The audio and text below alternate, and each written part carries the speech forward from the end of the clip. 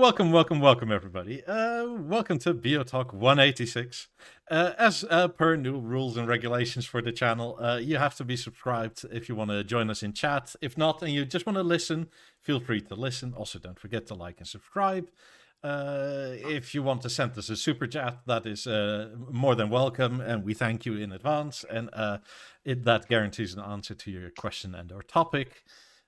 Or if you just want to be kind, you can also become a channel member. There's a join button next to the subscribe button. The same for Henrik's channel.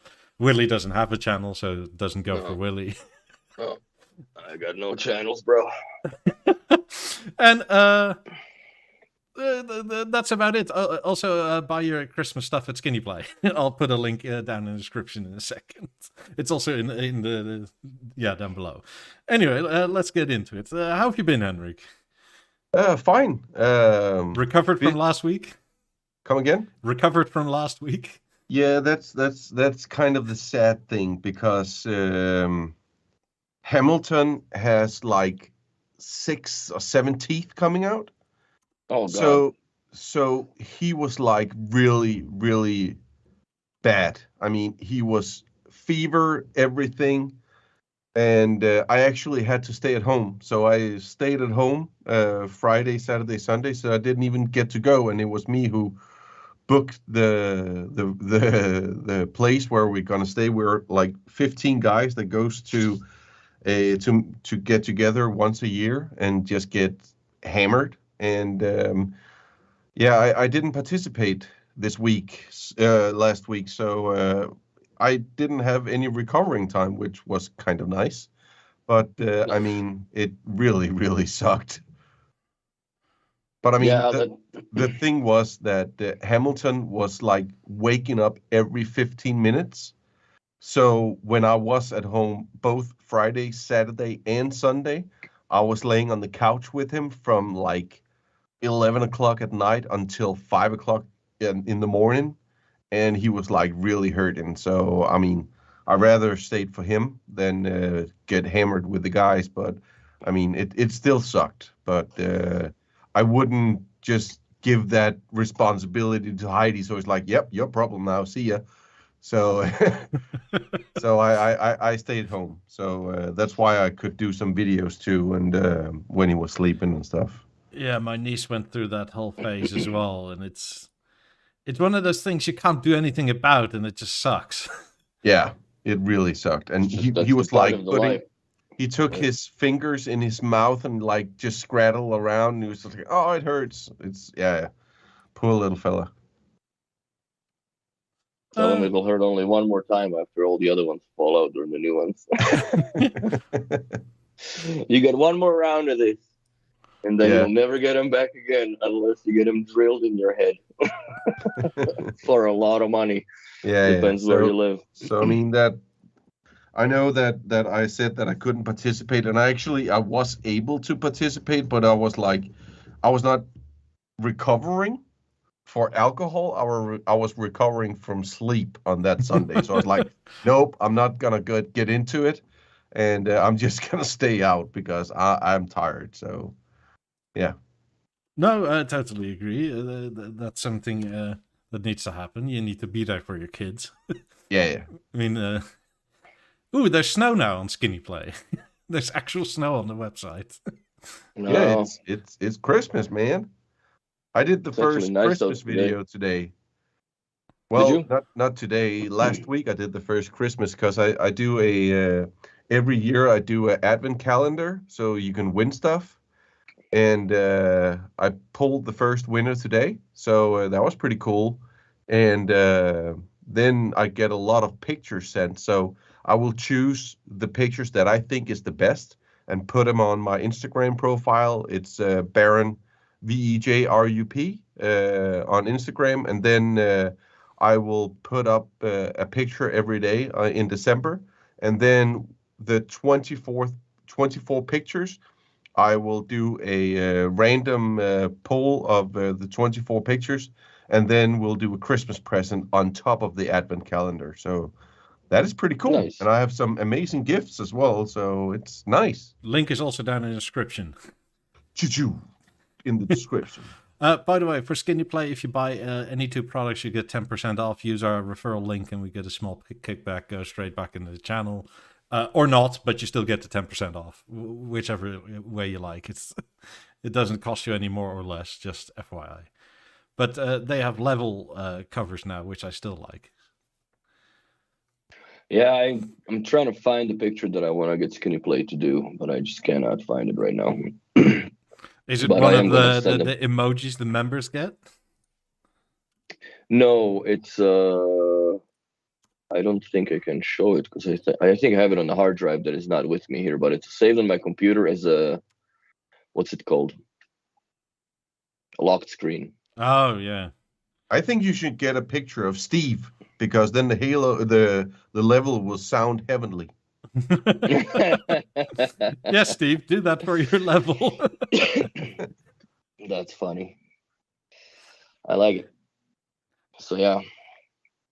So what else is new? Also, by the way, good people of the chat, I want you to do something right now, if you are able to, and that is take a picture of your Beoremote 1, if you will, and email them to me, because we're collecting a few. So I asked this question.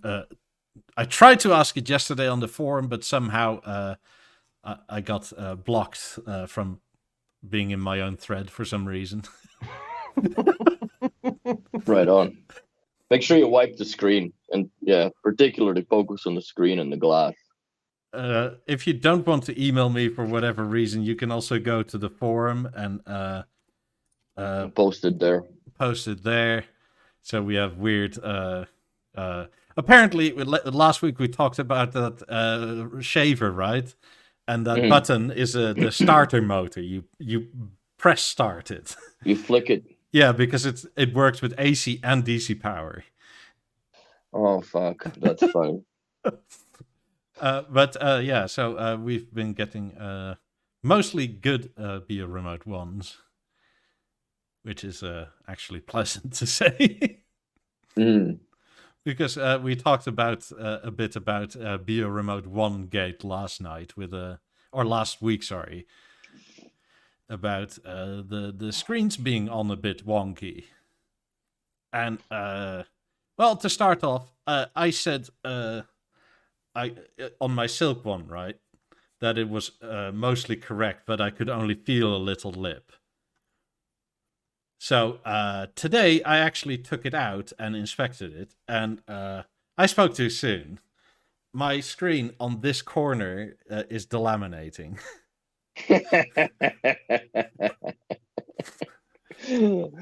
Oh, Karma's a bitch. You have an Amazon button? That's not mine. This is from never Sean. mind. I'm like, shit. I'm looking at like, man, I'm just gonna disconnect from the call right now.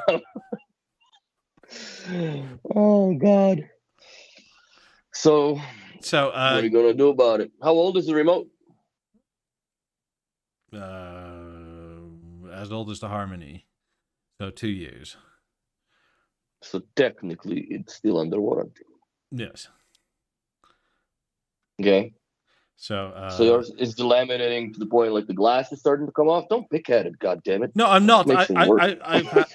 I've had like some pressure on it and warmed it up a bit and like had it like that for an hour, and now it's back to where it's sort of supposed to be, but it is kind of smudgy compared to the other side and compared to my other remote. But then again, I'll pull up some pictures. Not to confuse with the American president, but Brendan with an E sent me some pictures of his remote. Oh God, yeah, I saw that tragedy. Yeah. And this is what, 9 months old, something like that? It's ready to hatch. Yeah. So, yeah, as you can see, it's delaminating the whole way. I think it's probably a glue issue, because otherwise it's fairly straight, but that's not something to write home about if the dust can just blow in. So we're actually looking into a lot of different things. Like, I have a lot of pictures of Beoremote ones that are not straight. Mm-hmm. Then I have some that goes over the top. I have some that is like on the picture here, where the glue has like, I give up. I can only say that I know you probably talked about it last week because of my video, I guess. Yes. And most people haven't even seen it before. And as I said in my video, I did it in Danish, but I said, now we need to get to something else. And I am, for the record, so sorry, because I'm gonna screw with all of you guys right now, because I have seen a lot of different Beoremote ones that has this issue. And I have a few myself. And I can only tell you that you should get a hold of your dealer and get a replacement. Yeah. But what's the age group of those remotes? Like, how old are they? It's pretty much the new ones. I haven't seen it on the old ones. I haven't seen it on the custom ones, the hotel ones. I only seen it on the fairly new ones within 12 months. This one is to the point where the light is coming through the side. Mm-hmm. So I guess given what's happened in Austria, it's no wonder, because that's where the inserts are made. They're actually made in an Austrian factory. I'm not going to say the name of, but I found that out also digging during this week. And that's probably the stress levels of people and not give a fuck about their work, given what they have happened, and that's the result, I think. But yeah, but just, if it's you take awful quality control. It's awful quality control. If you take the price point into consideration of this remote, it is not okay at all, in my opinion. No. I mean, this is just crazy, and this is something that shouldn't have happened. I mean, the one right beside me has a gap on the right side of the display that is a lot bigger than on the left side. So the screen is actually crooked on the remote. And I can only say that B&O called me regarding the video, and they just appeal that you guys should send your remote back to your dealers or to Bang & Olufsen to get it fixed. So I guess they will get like 1,000 remotes in the future.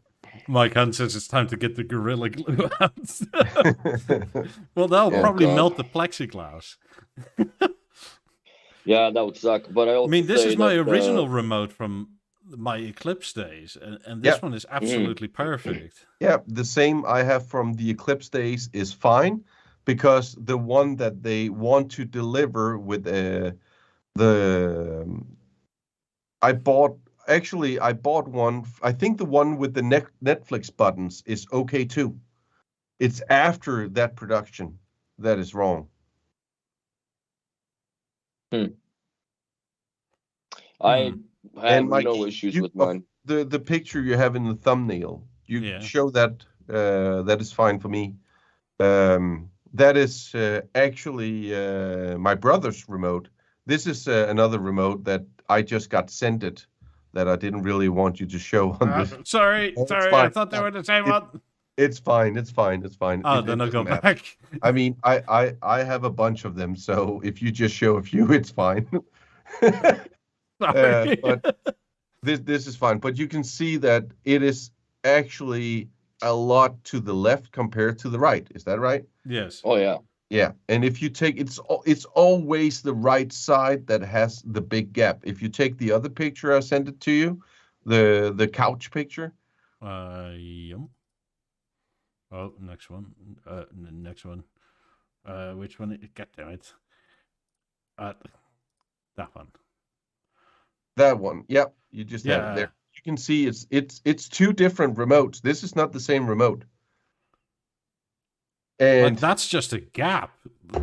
Yep, and it's the same Is that the I have on glass- my the Beoremote glass looks here. like- It's the same gap, and I have two more Beoremotes that has the The same gap. glass is smaller, dude. They're cutting the glass smaller. Because look how much it's shorter off a button on the bottom. Like Yeah, well, it's glass. also not in There's a- straight. Like this point is ahead of the aluminium, where this corner is level. I think that's just optical illusion. They're both just as raised up. Like the glass raises up more or less the thickness that you can feel off the buttons. So that's, I don't know how many. It's like a half a mil maybe that it's coming up, and then on mine, and then it tapers to flush. But, Yeah, but- my glass is perfectly centered, though. I gotta tell you that. Willie, do you know if they're fitted by hand or by machine? I don't know that. But I mean, if I take my oldest remote with Bluetooth, it's straight. If I take the remote that I shouldn't have, the special remote with some special sauce on it, I have no issue. It's straight like it should be. But all the other remotes that I got after that point, every remote looks like this. I think it's just a bad batch of glass they had. I think the glass, it's machine centered. That's for sure. Yeah, but Like- Willie, the three remotes I have that has this problem is bought within 1.5 years or 1 year.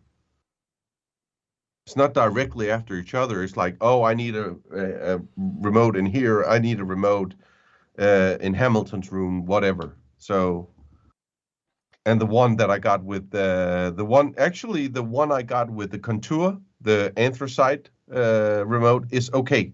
And that is within this year as well. I also think that given what is going on, maybe they're fucking putting rejects into circulation. Maybe they had a bad batch of all these remotes and then just put the boards in the storage, maybe, for parts and stuff. And now it's to the point where there's so much shortage that they're just throwing that shit into the goddamn remotes anyways. Nah, I don't think so. Well, you'd rather have something than nothing, and in the meantime wait for that to get fixed, wouldn't you? Yeah, I don't think so. Would you want the brand name damage? I mean, It doesn't look like they're not an expert in it already anyways, in some way or another.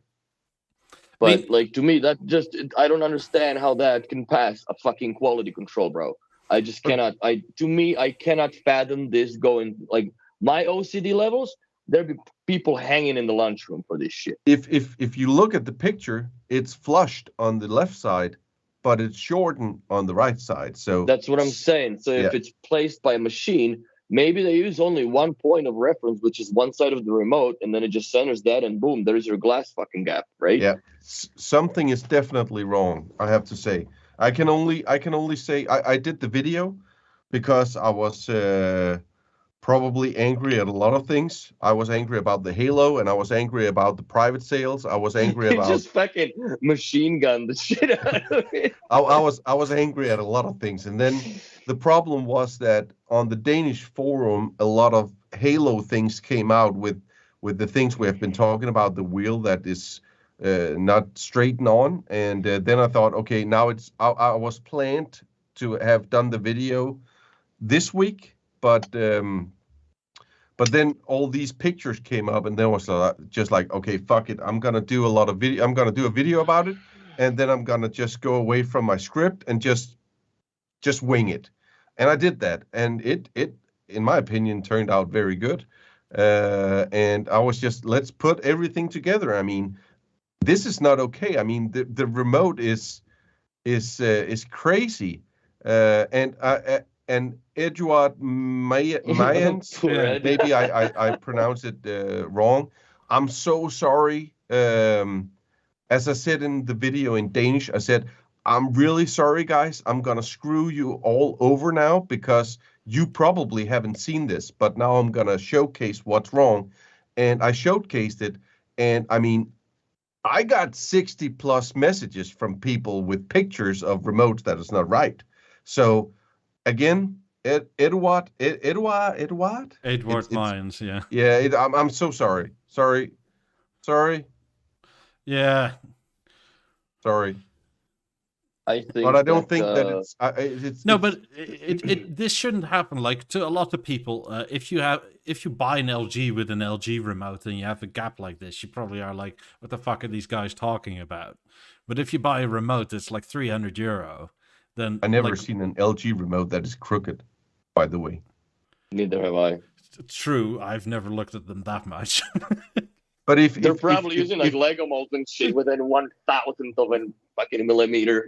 if you're selling a remote at this price point, first of all, and if you say that you're the best in the industry to work with aluminum, and we have quality check on everything, then this should never happen, in my opinion.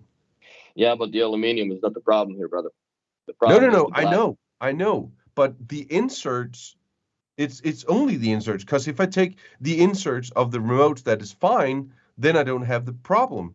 Yeah, but the B&O doesn't manufacture those. They just bought them. It's Yeah, but it's still it's not the okay. same sort of fail like the Beocom 5s, right? Because they were not really Danish made. It was some Finnish company or wherever the fuck they were It would offloaded be to. the same if all LG TVs had a line that is wrong on every television, and then they just send it out. Yeah, this is our legendary remote collector, Eric. The aluminium one is good. This one is crooked, where there's a bigger gap at the right bottom corner than there is at the right top, and then the anthracite one where there's just a line down the right. Yep. I mean, I guess it's straight, but it's straight. It's gappy. That one is a gappy one. Yeah, but the one in the middle has like literally that same gap, but only Yep. at the right bottom. So meaning the glass is not straight on. But if he takes one remote that is fine and take the inserts out and put it in another remote, it's fine. Yes. So it's only the electronics in the remote that has the issue. And as I see it from the pictures I have, which is quite a lot, the problem is The glass. within the last 12 months.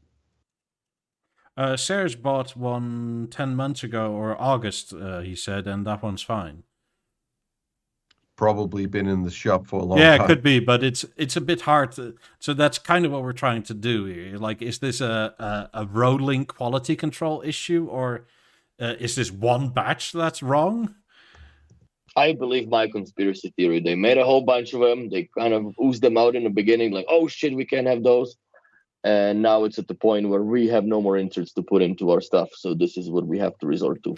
My question is, and this is going to require some creativity. How is Bang & Olufsen going to blame this on your local network? It's your Wi-Fi, man. Or is this the No, 5G conspiracy where that like liquidates the glue in your Beoremote 1? No, these were all shipped sideways. That's probably what happened. They sagged. Don't ship your remote sideways, people. I mean, And Brandon's fucked up because he's got his upside down all the time when he's watching TV. So that's probably why the glass is falling out. but I bet you. I mean, if B&O ever fucking says like, "Oh, we only know of one," or whatever the fuck, bullshit.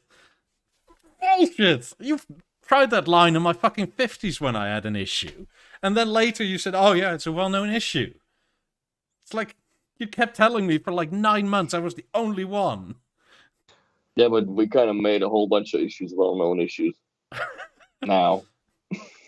Like, no bullshit about it. But this is also a well-known issue, obviously, and trying to like just say that it's only within your region when the power of media and internet now, where you can just blab that into a freaking forum and people from all around the planet will send you evidence. I don't think I'd be swinging my dick like that. I think I'd humbly accept and just get down to the channels to where this is coming from and why, and get to the root of it. If it's the glass issue, find a different glass manufacturer, I guess. You're increasing the goddamn pricing anyways as it goes all the time. So you know what? If it costs another 15 more euros for you to make this shit straight, and also doesn't cost you arm and a leg to be replaced in all these goofy ass inserts, then I think that's the way to go. I don't understand the leadership in there. I can just say, if you have a remote like these two right here, contact your dealer and get a new insert. And then Try it in the shop, so if you drive, then you don't, for a fact that you don't have to come back again. Because even the replacement may be poopy. go and try it before it just gets sent to you. And that one's crooked as shit. Yeah. Yep. And that one's perfect. Yep. I mean, That's it's the gold one. it's that I sent actually crooked on both on two sides. Where is this? So you see, I'm telling you, man, it's the glass issue. There is a problem with the glass. yeah, but if there's you, as you nothing saw else. with Brendan's one, right? It just lets go. Like that is also a glue issue. Well, that's exactly it. Like mine is, now that I push down on it for like an hour and a half or whatever, it's fine again. But it then was again, so could it be? Hold on a second. Could it be the glue issue, really, or do you think it's like the glass that they get, those little slates? Maybe they're unwashed properly, or not washed properly, or whatever. There's still shit on them. there, and when you there glue is a them on, lot of issues here, Willie. Yeah, I mean, It could the be glue two is one things. issue. The screen size of the glass is another issue. And then there's the assembling issue that it's not set on straight. Because it will not just move. And, no, and well, the they have funny, a problem with their template. I think. The funny thing about this is that all the remotes, the glass is on the left side. I've never seen a remote with the gap on the left side, only on the right side. So that's the issue with the program and these little cooker machines. How they fucking drop the Last displays. time I went to a dealer, I pulled out 10 remotes, and 8 of them had a crooked right side.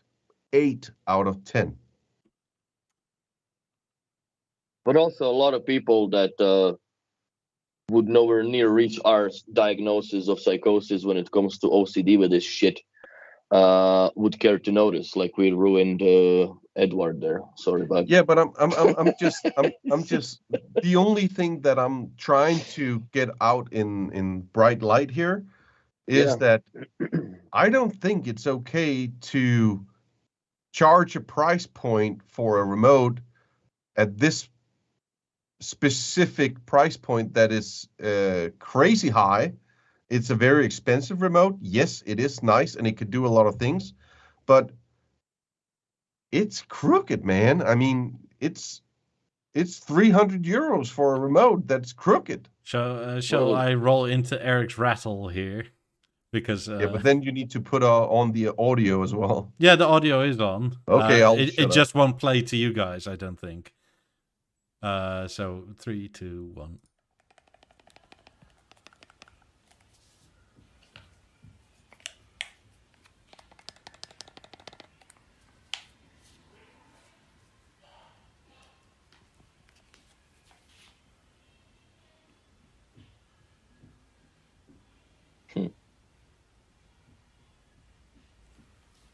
Mine doesn't do it. I think that's it. But yeah. Mine does a little bit. I still, it looks like Eric is doing something else and then watching TV at the same time. But I mean, maybe that's why I can make it rattle. I don't have a lot of these videos. I do have some videos, and as I said in my video, I'm very curious to talk with somebody at Bang & Olufsen about this issue. I do have like maybe 5+ videos of the inserts of the batteries doing that clinky clanky thing. So maybe they will talk with me, or maybe they're just furious with me. I don't know. They're probably not. If I do this like Eric, like nothing. But if I shake like extremely hard, which is to the point of where like I would never, because I'm probably gonna lose. Yeah. Mine doesn't do it. No, mine doesn't do it also. But if I shake. Now, if there's 58 people watching, how many of you guys are fucking shaking your remotes? Leave a like. Oh, that's too funny.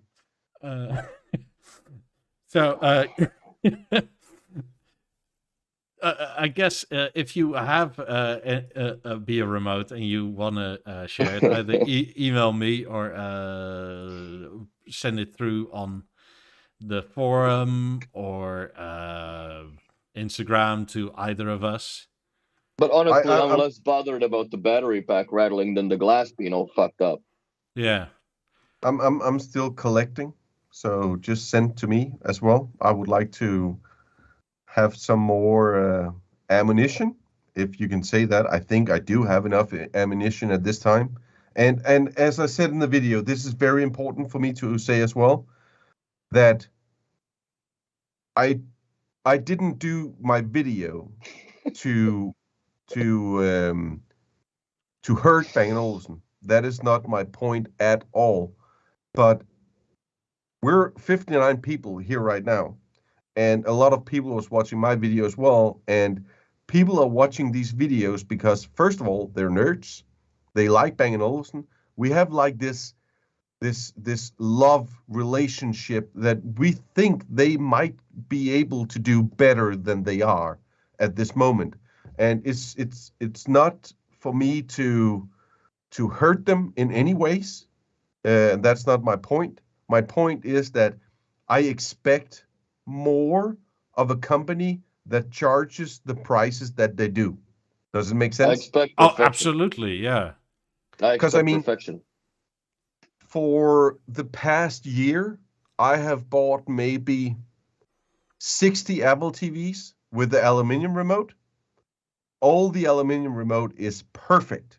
I mean, freaking perfect. And The they last cost year, zero to no, make. no, not the last year, but let's take the past 5 years. I have bought hundreds of iPhones, like thousands of iPhones, and not one of them had a flaw like this. Not one. And I mean, their quality check is maybe something, maybe a direction that Bang & Olufsen should look at. And it's made in China, I think. And Maybe they just you send the should. good ones for the quality check and the rest just pass. And I mean, it just works. And Apple's prices are high as well, yes, but the quality is on par with the price. And I don't believe that the price point on either the Beoremote 1 or the Halo reflects the quality of the product at this moment. And as again, Yeah.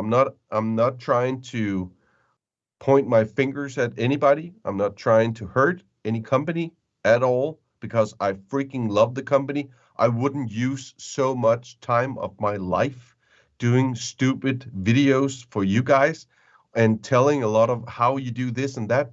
I only do it because I freaking love the product. I freaking love the brand, and I just expect more of the company. Yeah. Does it make sense? So Yeah. here, Okay. I mean, recently bought, fantastic. August, fine. Here, Carol Pa, fine. Looks good. Johan, fine, also good. I don't know how old they are, but it's a normal aluminium on this one. So you can do it, right? Just pick out the bad ones, please. This one from Shani, also fine. And by the looks of it, it's also a fairly recent one, because the Netflix Amazon hasn't been going that long. I think it's after the Netflix Amazon.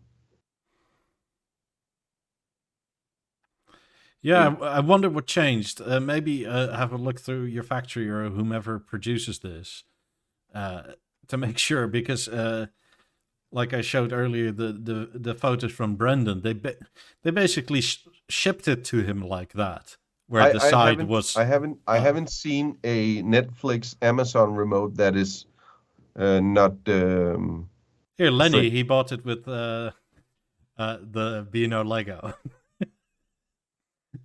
Yeah. But this one is also perfect, basically. It's as good as straight. Then again, I just have one question for you guys right now. Stay on this picture. Is it okay? What, do you think the glass is sticking up too much? Yes. I mean, it's still a freaking remote for 300 euros. And I have tested all my remotes. I still have 2 remotes that the glass is directly. You got a point there, because with mine the doesn't do aluminum. that. And No, then I mine have is level as other well on ones both of them. that is not flushed like this one. This is not flushed with the aluminium. No, because I was Put looking your at it hand from like behind the it. angle. Can you see this? Yeah, that's not flush. Put your hand No. behind it for a bit more contrast. But is that okay? Is it okay? I would nay. I mean, if I go take my Penguin remote from the LG television, then it's just straight. Mine is perfect. Take my word for it, I y'all. still have 2 remotes that are perfect, and then I have 3 or 4 remotes that is not perfect. But Willie, But can you do this it with your okay? Halo? Is it okay to have a remote for 300? Yeah, but mine rattles. Flushed. Dick. Speaking of remotes, like, I can do that, and you can't without yours rattling. Mine will rattle, yeah. Mine is loose. Yeah, and I mean, again, Which is funny, because you take an old chat BO6 and nothing rattles in it. And a lot of people that is gonna watch this later is not is gonna be screwed, because then they're gonna see all the flaws on the Beoremote ones. But again, is it okay or is it not okay? Is there room for flaws like this on a remote that is 300 euros? That's just what I'm asking. Lawrence is gonna not sleep tonight. Sorry to anybody that says OCD as us about this shit. But you know what though? Not all of my clients are very OCD about it. Very few, and like the ones that have huge jobs with me, right? That you know, big projects and such. Like people that buy headphones and stuff, that don't really, see them in their, house environment usually, right? Because when you come in, you install stuff, you kind of see how people live and whatnot, and how particular they are. But a lot of people have OCD or whatever you want to call it. But Willie, I'm pretty sure that you have done a lot of installs that you haven't seen this before I said it. I'm pretty sure. You know what? Now that you're saying it, I don't remember, because I ordered a couple remotes and I always look at them when I open them. I haven't seen any bad ones coming here. Okay. But I haven't sold a ton of them. I got actually 2 silk ones on the way. They just got shipped from Montreal. So whenever these show up, I'll open them up, because they're both for my clients. And, if they're going to go back, they're going to go back. I'm just, I put this out on the forum that I was about to do a video about this, and a lot of people was like, I have OCD, I see all the flaws that is on these things, and I said, well, I'm pretty sure you haven't seen this, but they were like, yeah, we have, and I see everything, and then I did the video, and they were like, okay, I didn't see that, but yeah. Oops. Sorry, Lenny, you will never unsee this now. You thought you had a perfectly straight one, and then Henrik is like, look at the top. No, but I'm only joking. He's not that bothered anyway. The devil's in the glass. I do understand that Lenny is not bothered about it, and I mean, I probably wouldn't be either, because I still have 3 remotes that are crooked, and a few of them with the electronics going over top of the aluminium. But I mean, is it okay? I'm just asking a question for you guys. Is it okay? Fucking right's it not okay, dude. Okay. What part of it is okay? I rest my case then, and I'm sorry. Again. Normally, I'm quite the mellow one of the all of the people here, but this is very black and white to me. This is not okay. This is shit. I mean, for how much money it costs, it's not right. I feel I should go to the party store and buy like a clip-on beard whenever I go full Henrik.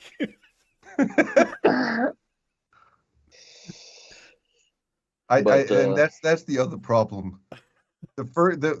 I mean, when I walk into a Bang & Olufsen store, it's just like, shoosh, I'm ready.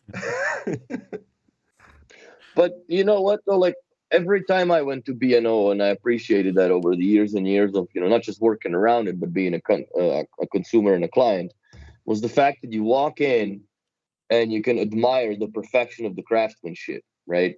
And yes, you make beautiful products, but the problem is that the only thing that you really, really interact with as a human being on a daily basis is only one. It's your remote control. You don't go around, there's no switches on the TV. Good luck, you know.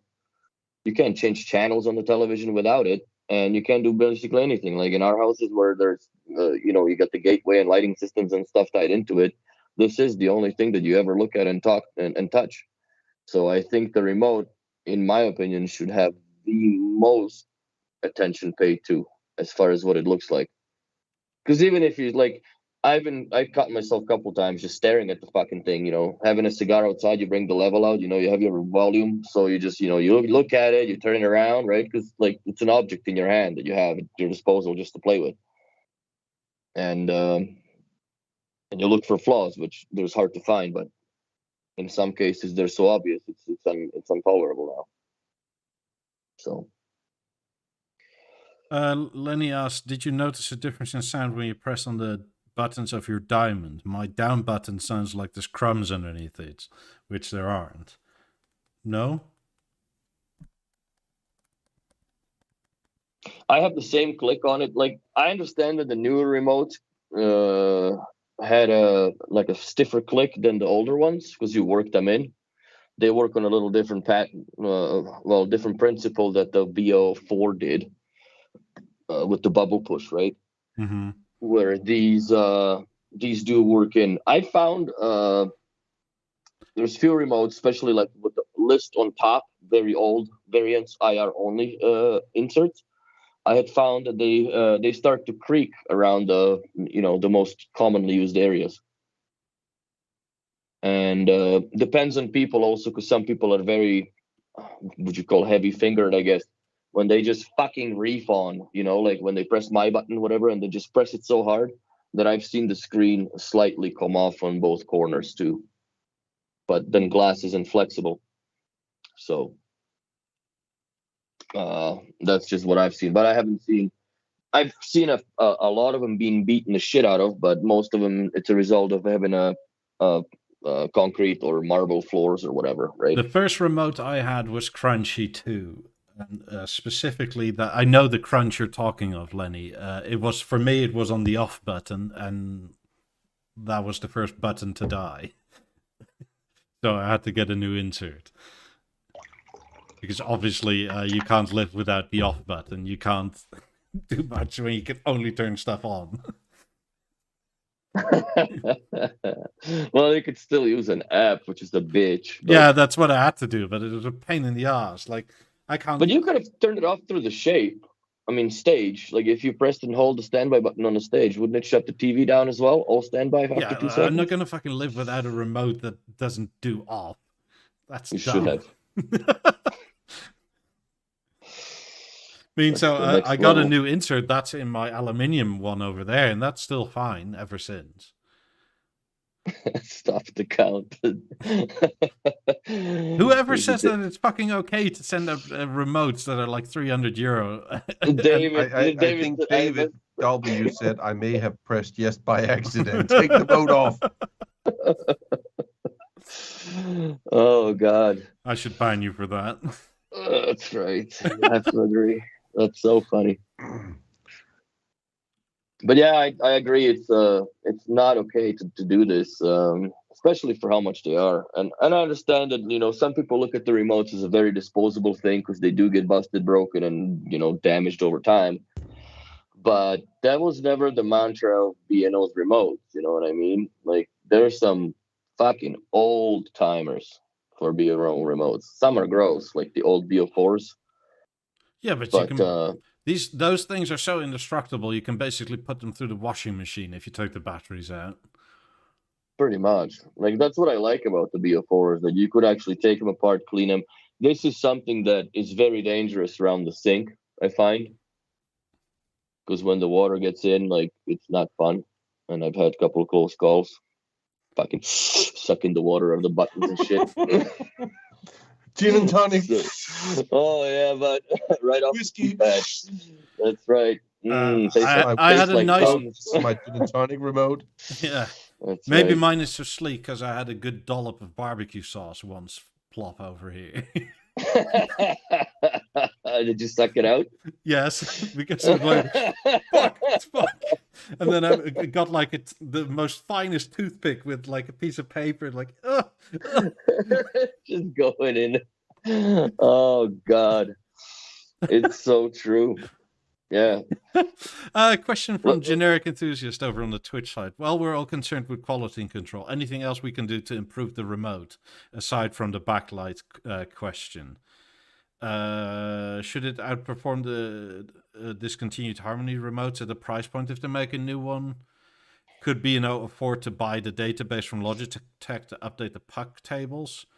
That probably no, because the B&O TV works differently. So I mean, they download the puck table directly to the TV, and then it syncs up with the remote. So yeah. It's probably easier to get a puck table from Bang & Olufsen than at Logitech. I mean, the last time I needed a puck table for my BeoVision,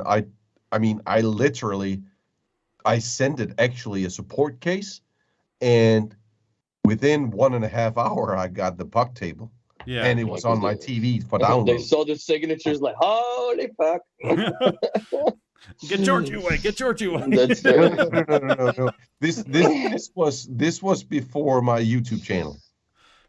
For the people that are that don't know, you can make a support case, and if you have the weirdest appliance ever, you can send that remote into B&O if it's a one-of-one device, and B&O will make you a puck table for it. Yeah. Yep. Can we run another poll? How many people sucked liquids out of the keypads of the Beoremote one? Sure. I'm actually curious. Because you got to do what you got to do. Whatever situation calls for. Woodke said clearly the Beoremote 1 is the next to be replaced after the Halo release. I'm not so sure about that. I think they may do something different with the insert of maybe backlit buttons or something like that. But I don't see this remote going away for a long time. No. I don't even see I don't even see backlit on the remote. Yeah, but the ironic thing is that from person that I've spoken with, they were offered those as backlit default. They'd be refused or rejected. They just went, no, we're just gonna go straight to buttons. Yeah. But there was an option to have those backlit all the way from the very get-go. So, and that's a reputable source that I've heard it from. So I don't know what else to say to that. I mean, I can work my remote in the dock now. It just took 2 weeks when we changed from Beo4 to Beoremote 1. I don't care about the backlit. What I do like is the communication goes both ways. So when you push the volume button, it will say volume level right here in the remote. That is what I want. Was it on the 7000 system, Willie? The what? The bidirectional. Even 5500 had it. Okay, the master control panels. Yeah. I would like that. So when I push volume up, it would say the volume level in the display. Yeah, but that's Bluetooth protocol. That should be almost no-brainer. Yeah, it should be pretty easy because it already does both ways. So. But wouldn't that consume more battery than? No, I guess no, because you're still controlling via Bluetooth. Like it's just the antenna's already fucking on. Yep, it's just the display that will be on when you go up and down. It's an extra packet of metadata basically coming back to the remote. Do we really care if the battery pack lasts 6 months, a year, or 2 years? No, not really. I mean, 6 months is long enough. Dude, we're in fucking North America. We don't even buy AAAs by 4-packs and shit. Like you go to Costco and you fucking roll in with this. I'm set, bro. I'm set for years of these remotes being running. Do you know, Willie, that battery pack you got there will get Eric a whole week of driving in the tampon? With that little egg of his. Shit, and probably a couple. What's those accelerations too? The ludicrous mode, or whatever they call it. Their fucking kimchi roll. As Bob says on topic, think one of the things we love about B&O so much is the build quality and perfection. So this is obviously not okay. I mean, yet this company's in quite dire position. Not that much anymore. They made profit. Woohoo! Yeah. They're making some money. Yes, and I do fully agree that it's not okay. And the reason we love B&O is because of the bloody craftsmanship. It is the tolerances that need to be that tight. I mean, after all, it's you that said that back in Olufsen. You made us accustomed to these sorts of tolerances. And that's why we buy your shit. Mm-hmm. I mean, I just spent a whole buttload of money with you guys once again. Maybe I should do a video about the flaws on BeoLab 50s next week. Yes. Mine don't have it, but are you going to talk about the springs? No. Okay. Something different. No, I'm not going to, because nobody have seen it, so nobody care, and that will just. There was a comment in the chat that somebody from Ray One. Speaking of quality control, the acoustic lens on my BeoLab 50 is not perfectly centered. Not acceptable for such an expensive. But I have something that is way worse on all of them. But I mean, it's just people haven't seen it, so. What I would tell Ray is call your dealer, have somebody have them send somebody out, because there is a fix for that. It's it weirdly springs in the mechanism that hold it left, right, front, center, and this is another thing I could get very angry over, but at least they don't seem to be too fussy about fixing it. Then again, it also depends on how much you care. Mine are fine. Mine are centered with the springs that are in it. So I fucking care, bro. It's 50 grand worth of speakers. Shit, man. I'd be having this guy flying in there. I don't give a fuck how many masks put on the back of your head if you have to wear one, but you're fixing this shit in my house right now. And that's on that how point, I'm looking at it. On that point, I have to agree with Willie. And I mean, it's just not okay. That's a lot of goddamn money, and it's not like something that I took a loan out of. This is, I bought it cash, bro, right? Like, you don't fucking go and, well, if you buy it on a credit card, you're most likely buying for goofy-ass points, travel points that you can't go anywhere for. But you don't just go to the bank and take a loan out on a set of 50s, right? Like, that makes no sense economically. So people that buy them, they buy them for the fact that they love the product, and well, Willie, let me stop you and just try to get your head around something. So, how many grand is the pair of 50s? 50. Starting off at 30. Okay, no, 50 grand. So, would it make more sense, money-wise, to loan money for a pair of 50s at 50 grand compared to a car at 50 grand that will have a depreciation within the next 3 years that is crazy, and the 50s will still be worth some money? 50s will probably be worth a little bit more than you bought them for at this point of time. So is it stupid? Is it stupid to loan money to buy these kind of things?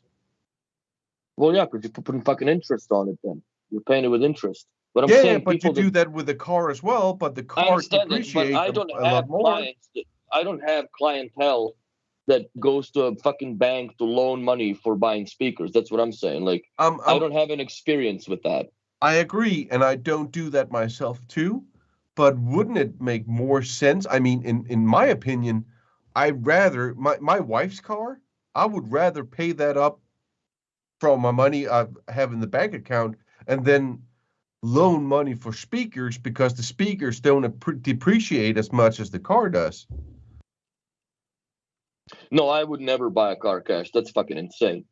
But when it comes to electronics, I would. Okay, but you see, do you see what I'm getting at?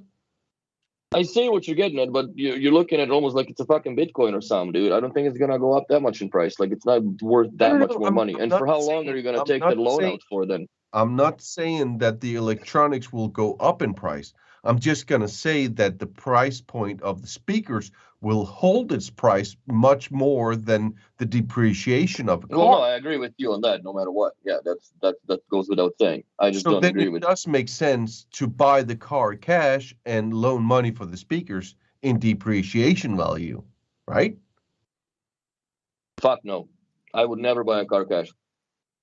Okay. I worked in the car industry, man. I know how the numbers work. I would never buy a car cash, and for how much I would drive it, I would lease the fucking thing. I would never financing like a moron but that I did. that's now you're comparing apples with peaches. I don't give a fuck what produce you choose, bro. It's fucking two different things, anyways. And second of all, we're talking cars which do depreciate. So if I'm leasing something, I'm just basically, I give you 10 grand. I drive this thing like it's a bumper car for fucking 2 years, whatever, and I give you back, right? And I have no further. But you're talking about lease, not buying. That's right. That's why I would never buy a car, because then you don't have to own it, right? So speakers is a different story. So speakers try to get just a little bit beyond your own needs, and think about people that buy cars and buy speakers. Where should they put the money? Should they buy cash car or cash speakers because of the depreciation value of either things? Well, I'll tell you what. I don't know how the fuck it is in Denmark, but nobody here comes out on a loan that I know of to go to the bank to borrow money to buy their stereo equipment. That just doesn't happen. I've never seen it happen. I've heard of quite a few people do it. Yep. I know they do it, but they do it with the bullshit brands, and you go to Visions and loan yourself or whatever through their cards and all that nonsense. But I have not come across this. We've had that option to be done in a B&O store years ago, and it doesn't work. It just never worked. Willie, take this example. You're back in 2006. You're a lot younger. You have a bit more hair. You buy an Audi A6 and a pair of Lab 5s. You have driven 300,000 kilometers in the Audi A6 by now. Mm-hmm. So tomorrow you're going to sell the Lab 5s and the Audi A6. Which one do you want to pay interest on? What do you mean interest on? Yeah, but you if you loan money, which product would you loan money to buy? I know it's two different price points, but I mean today you could sell the Lab 5s for the third of the price, but you can't sell the Audi A6 for the third of the price. There's no way, no. So doesn't it make more sense to just buy the vehicle and then loan for the speakers? In that sense, yeah. I guess so, but I still don't agree with it. Oh yeah, that's fine. That's where I'm at. Where I'm at with it. Talking about things I agree with you, and I would do the same as you're saying. I'm just trying to say that it doesn't make sense what we're doing. By the way, Mike Hunt wants you to ruin my day by telling whatever it was with the 50s. I don't care either way.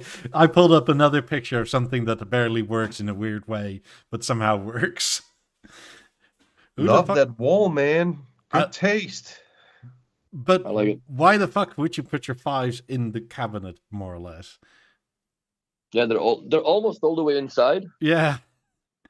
Or are they halfway inside? So they're almost all the way, like 75%.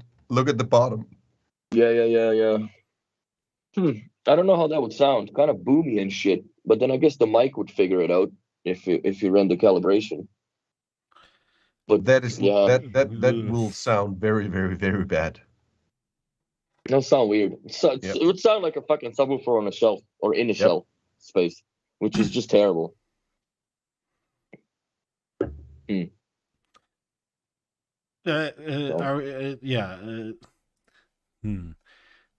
about ripping B&O a new one.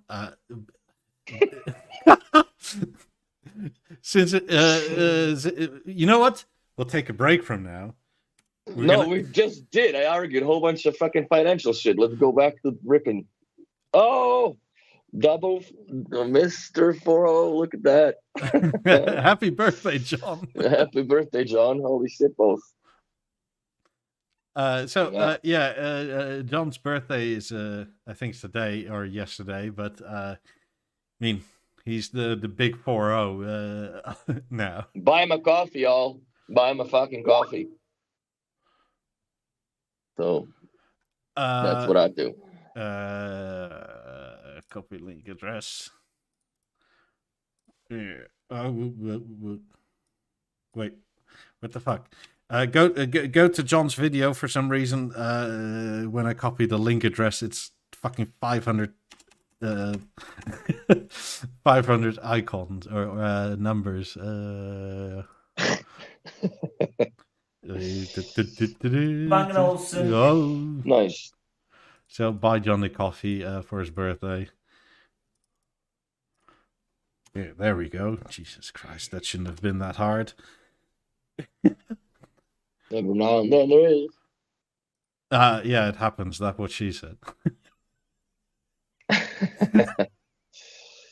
When did he post the video? I haven't seen it yet. Today? Like just now might have. I haven't seen anything from him. Nice, 18,000 subs. That's awesome. Yeah, it's quite a lot. I mean, he's the B&O YouTube daddy. It's kind of amazing that way more people are subscribed to Bang & Olufsen YouTube channel. Manchester? No, than Manchester, but in terms of views, John demolishes B&O. Well, but that's proper intro of the product. I like it. I like it a lot how he does this whole thing. So, right on. So what else were you going to bring up? John is drunk, by the way, probably at this point because he got a few bottles of single malt. So Nice. You're muted. I am? No, Henrik. And he's English as well. Oh, there we go. Thank you, Bob. Nice.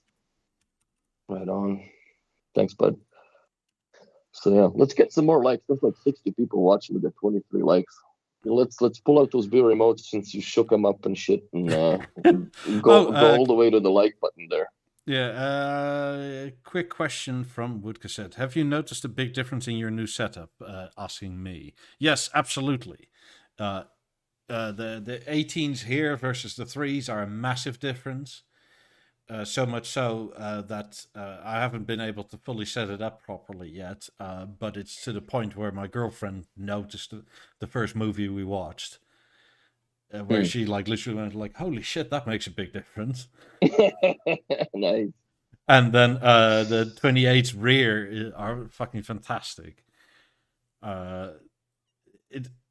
It's not the same at all as 18s in the rear. It's like it's basically bass everywhere now, and like proper bass. I mean, the super ultra low deep stuff will still come from the 50s, right?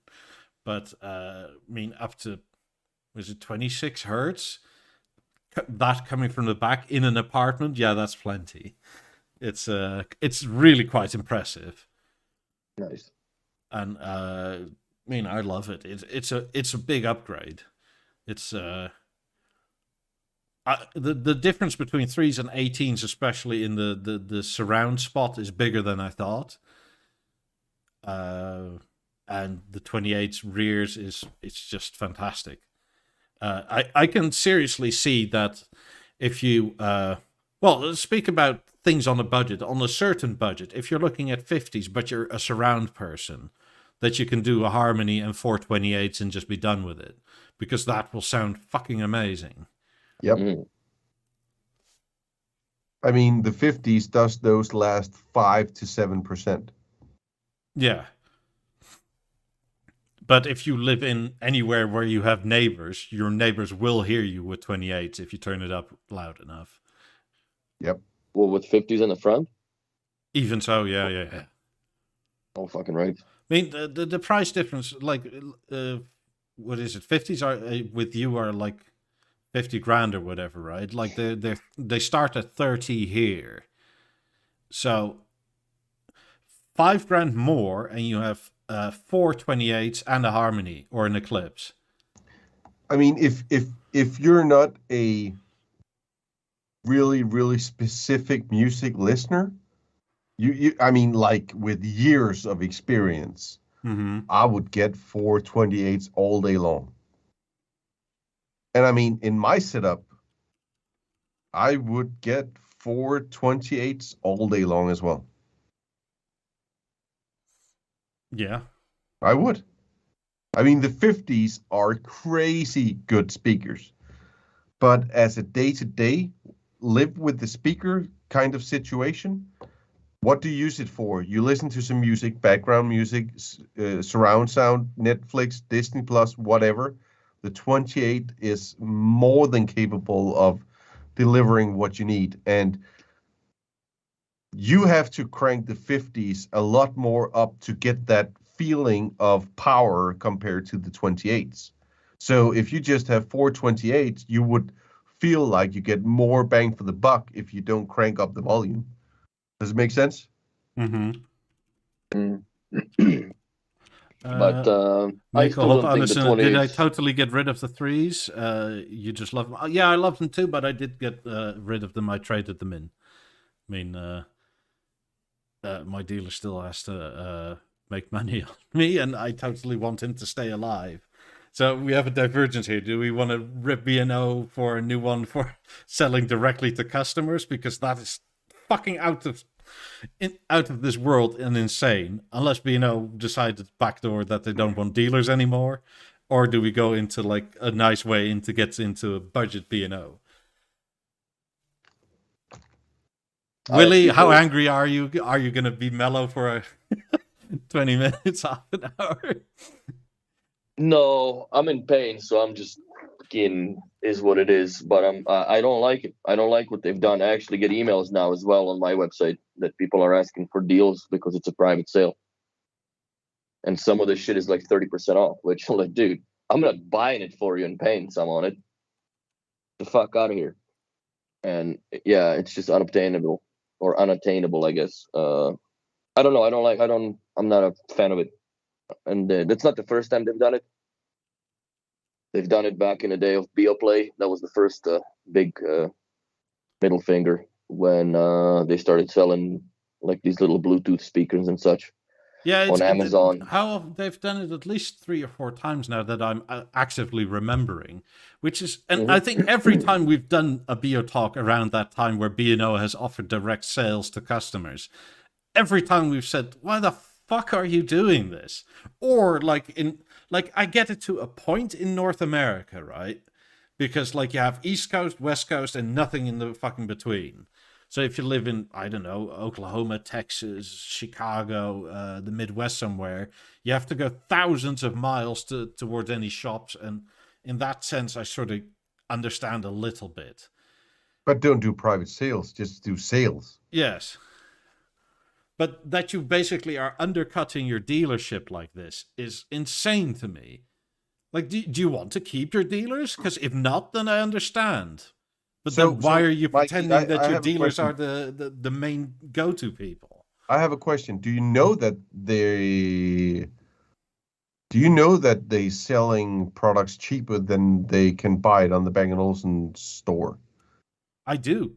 Because so do you know that the dealers don't have the opportunity to pay or actually get the product at some and get some revenue on the product if they sell it to private customers? Wait, so they lose money on? Do you know that? Do you know if Bang & Olufsen is selling the products that they sell cheap on their site to the dealers so the dealers can make revenue and sell it at the same price? I doubt they'll do that because they're arrogant like that. Okay. I have a feeling they're giving themselves a break in terms of like, we can get away with this and break even, and then we make some margin on top of that. But to put it this way, the reason I think that is when the what's it called? The Emerge launch, the Wi-Fi router thing, right? The bookshelf. I was talking to dealers that were allocated 2 or 3 of them, and they sold them within the day, and then they had to order more for the store from the B&O website from direct sales. Because Yep. if they ordered them through the something's back, fucking broken here, man. if they ordered them through the back end of the system, they would get them in like 2 or 3 months. But if they ordered them as a customer, then you would get them within a week.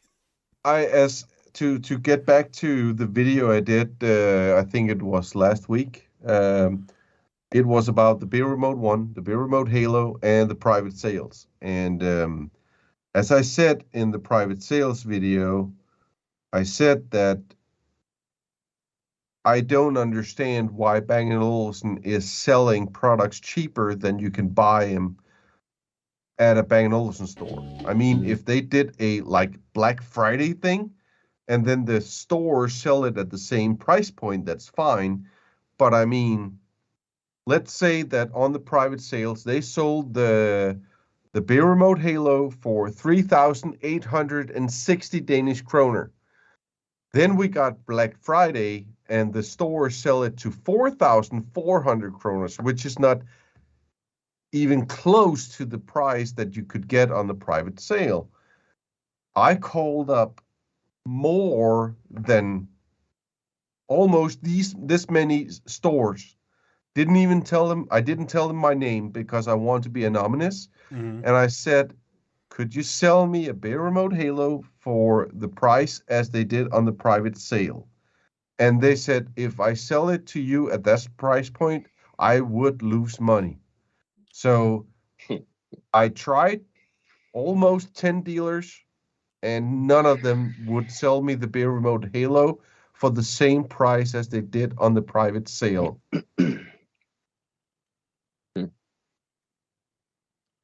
Yeah. I don't understand that. At least allow your dealers to get, I mean, maybe reduced margin, but some margin, and sell it at the same price.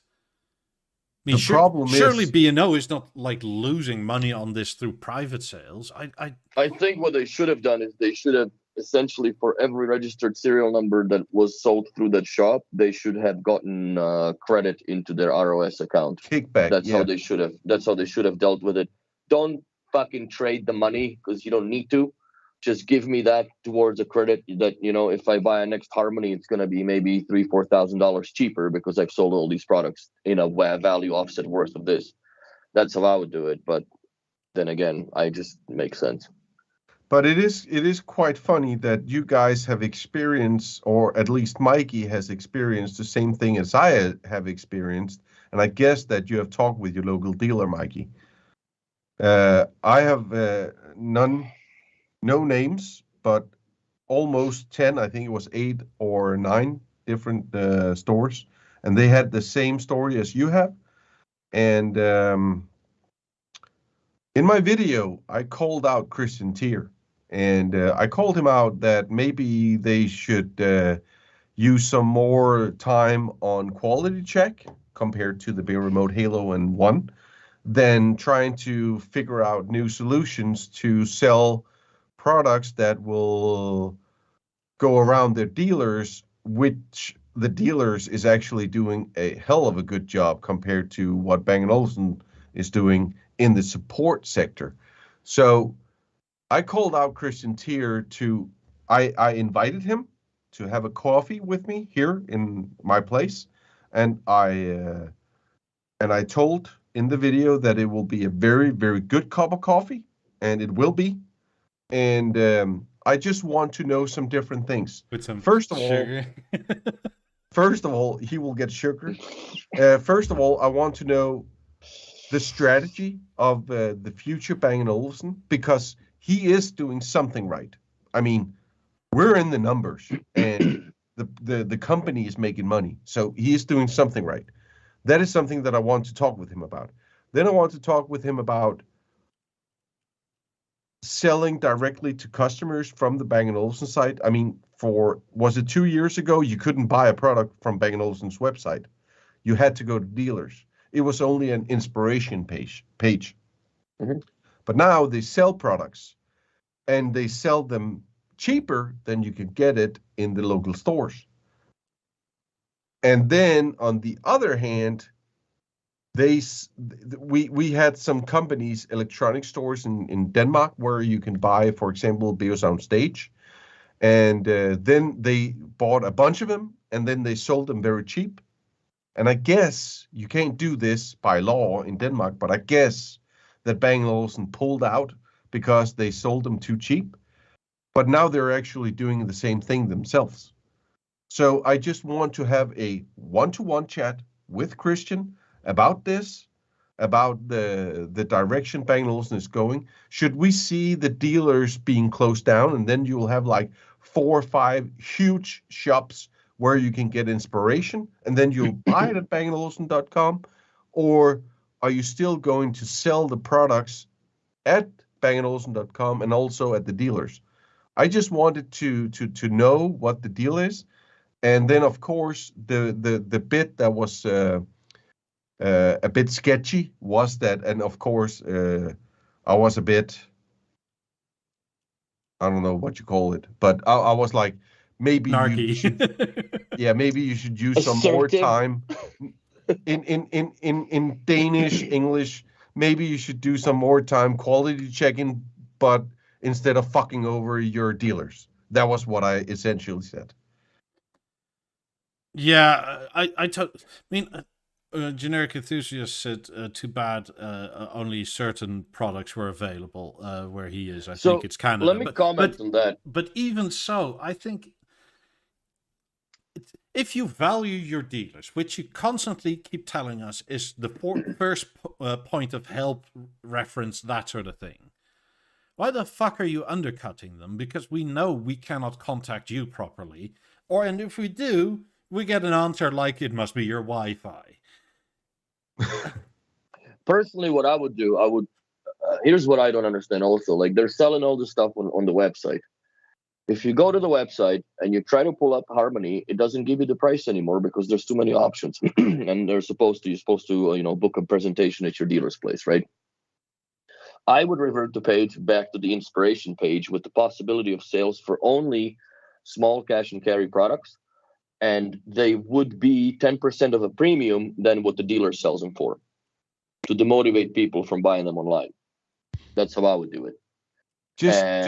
Just try to call your dealer and get a BeoSound Edge for 2,300 euros.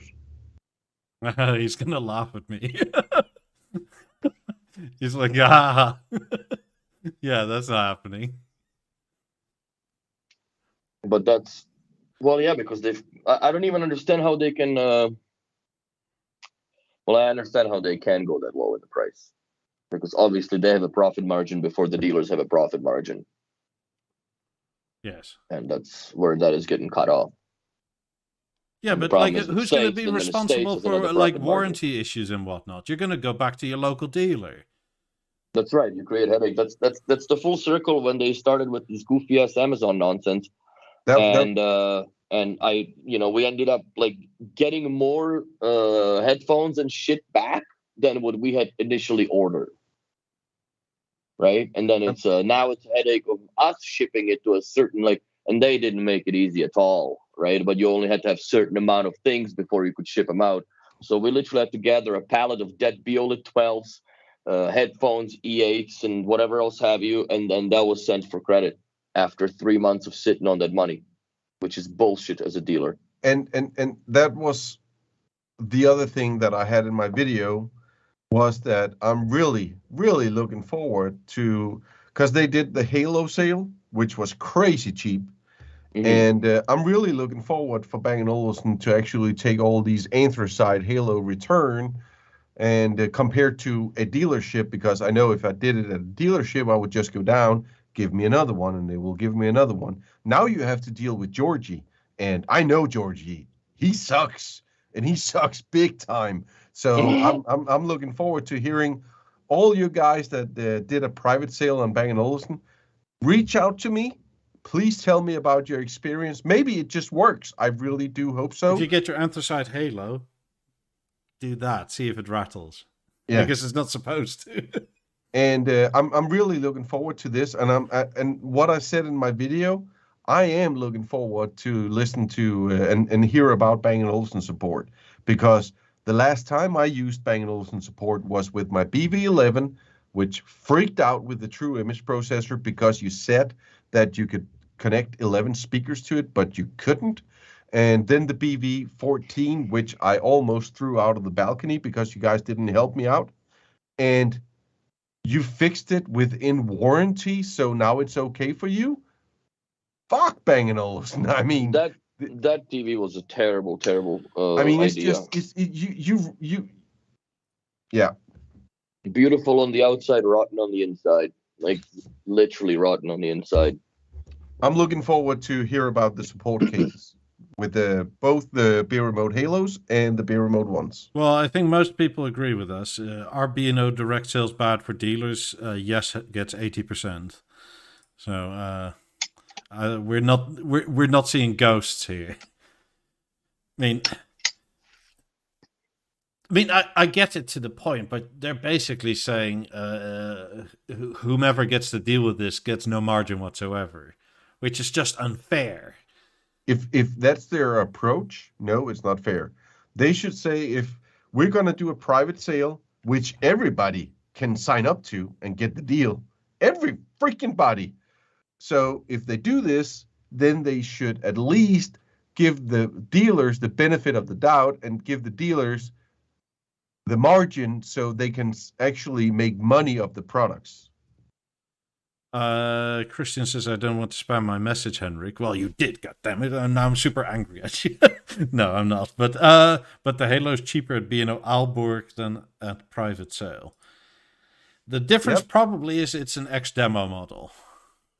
I don't know, Christian. Not that there's anything wrong with X-demo almost 99 out of 100 times, but most likely the only way they can do it is with X-demo models. I think, Christian, if you go down to the dealer and say, can I buy 10 Halos and 10 Halos for my friend?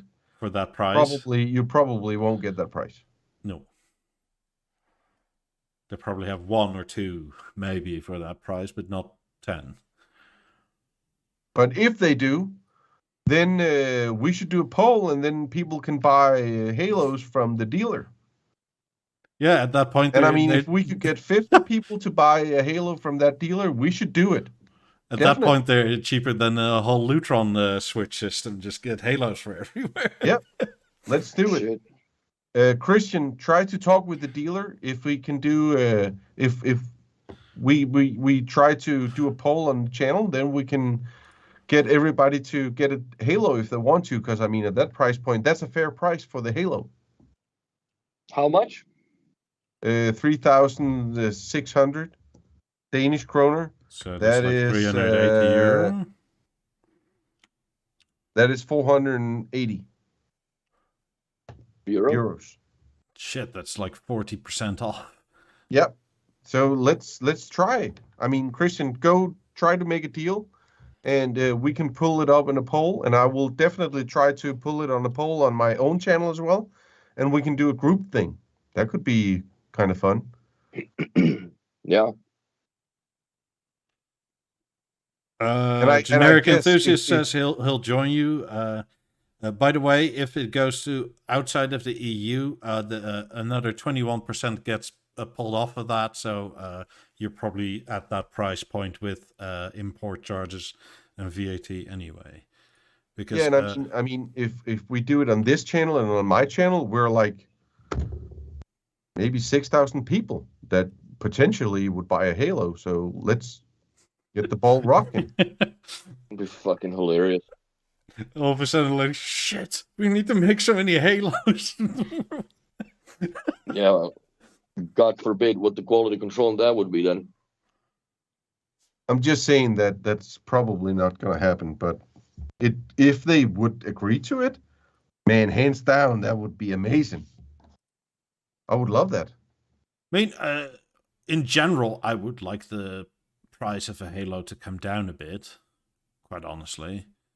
I mean, it is a bit expensive for what it is at the moment, but it is really sweet. Then again, it's kind of strange that you are now directly selling this shit from your B&O website, and your dealers can't even match it. Yeah, I agree. But let's get on to Lenny. Also had an earlier question.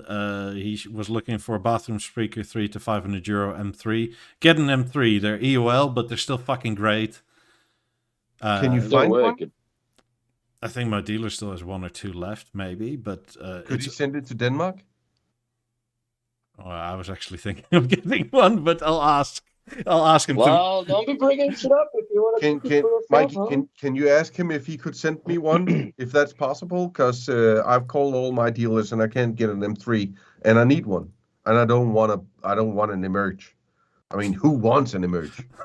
Yeah, I don't either. No. Burn it with fire. Yeah, that product sucks. But you're doing a new challenge, being on a budget. Yeah. That was quite fun. I went on the used market, as you know, DBA. You have been on the site a few times. Mm-hmm. The Danish used market, and I was trying to get my friend called me up. So I want speakers in my garage. I want Bang & Olufsen sound, but I want it as cheap as possible. And the car we're looking at the moment is not the same price as 1 BeoLab 90, not 2 BeoLab 90, but 4 BeoLab 90s. But he wants Bang & Olufsen sound for cheap. So I went on the used market and bought a pair of Lab 4s. You can get them very, very cheap. And then I went on the used market and I bought a Hall Audio, which is a streamer. I have one here. This is the one that works. I will come back to that. This is a Hall Audio streamer, and it does RJ45 out to PowerLink, and it will actually activate your speakers, which is amazing. That's great. Holy fuck. But on the video, I bought a Hall Audio unit that was defect. It only worked on Bluetooth. So on the video, I was like, fuck, I hate this. Everything just doesn't work. And then I reached out to Hall Audio. I wrote them an email, and I'm serious right now. I wrote the email. I pressed send. 3 minutes later, my phone rang, and this guy Ulrich from Hall Audio called me up and said, "Hey, yep, how can I help you?" And I was just like, I didn't really expect to get help because, I mean, I bought it used, but it was still the dealer of the dealer. It was like the owner. So I told him that I could only do Bluetooth audio, and that kind of sucked. So he sent me a demo unit that I could try out. So I put it together, and he was like, "So if you can't manage this within 5 minutes, you're an idiot." And I was like, okay, I take the challenge. So I put up the clock in the video, and within, I think, 3 minutes and 54 seconds, I got it up and running. So the cool thing about this whole audio thing is that you have the RJ45, which goes out to PowerLink, RCA, or mini jack, 3.5 mil. But you have the HDMI eARC as well. Sweet. So if you have a television with HDMI eARC, you could actually just pull your HDMI cable into the whole audio unit, and then you have the sound from your Bang & Olufsen speakers from your television without any delay. That's fucking amazing, that product. That's so much better than a core for that sort of simple connection. Why don't you have a core with an HDMI input?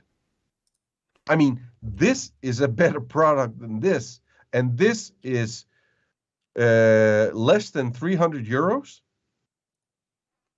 Yeah. What's it called again? People are asking for the link. I'll write it in the chat right now. Hall Audio, and it's a .com domain, and in the box as well.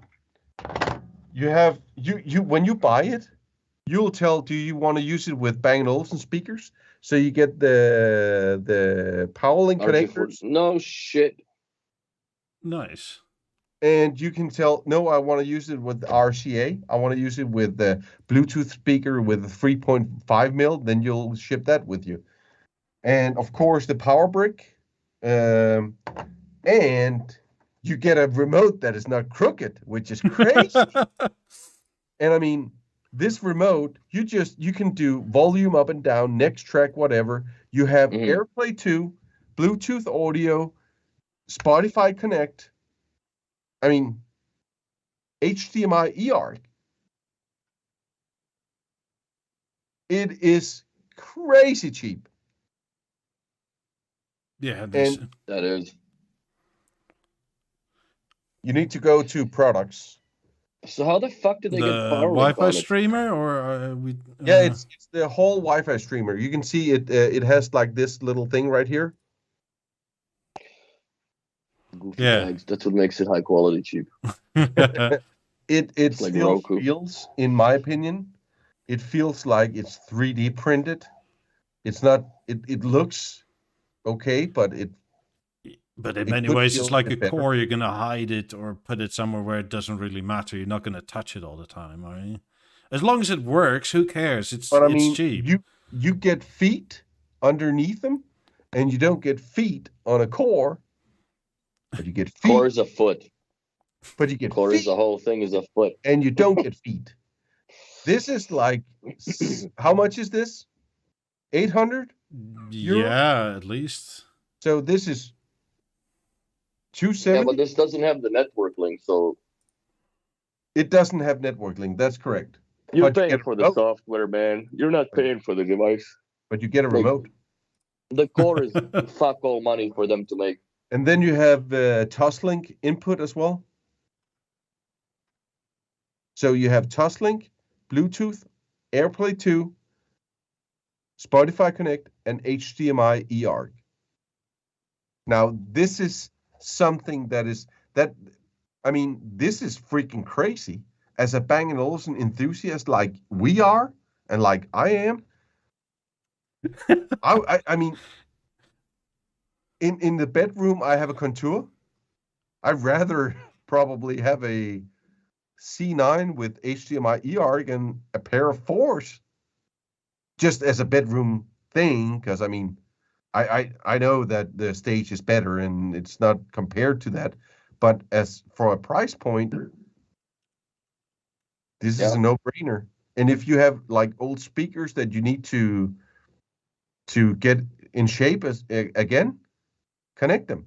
And everything. I'm just surprised they have a power link. That's what shocks me.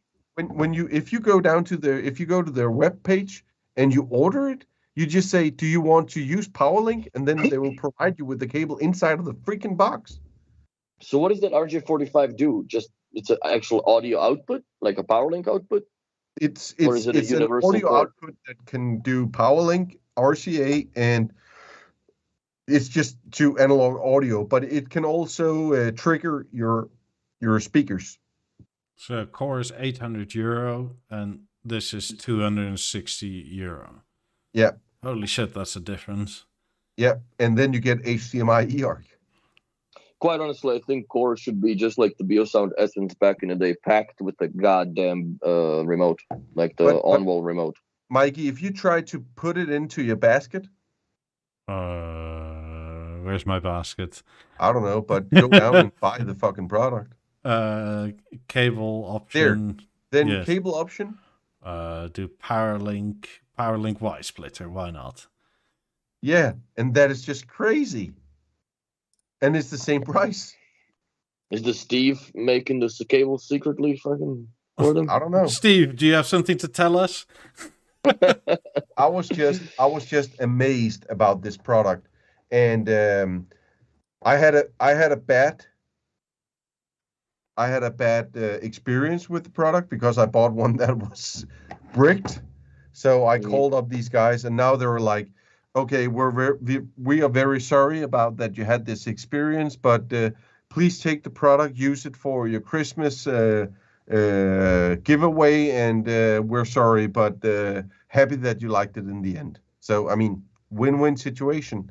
And I mean, if you could get HDMI eARC, it's like a stage, right? Yeah. Just take your speakers and join them. This is fantastic for a beginner B&O enthusiast, basically. This is probably the best solution to get for reviving BEOLAB 7.1, 7.2, and 7.6 for center channel or stereo speaker under your TV. Yeah, but also people that are let's take people that are under education that doesn't have a lot of money.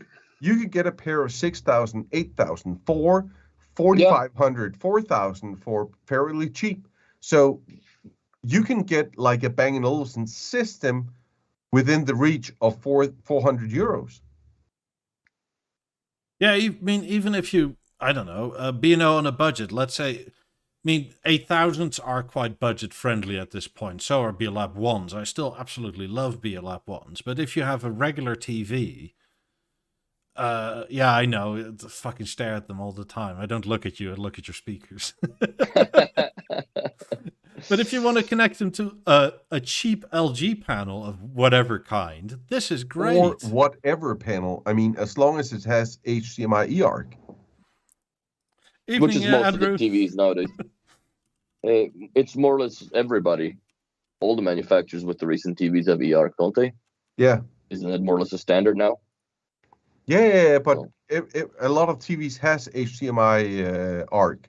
And I mean, this streamer is just amazing at this because you get the opportunity to use Bluetooth, AirPlay 2, Spotify Connect, and then you can use it for your television as well. And when you turn on your television, it will just turn on, and your speakers will turn on because of PowerLink. So it will automatically just join, which is crazy at this price point.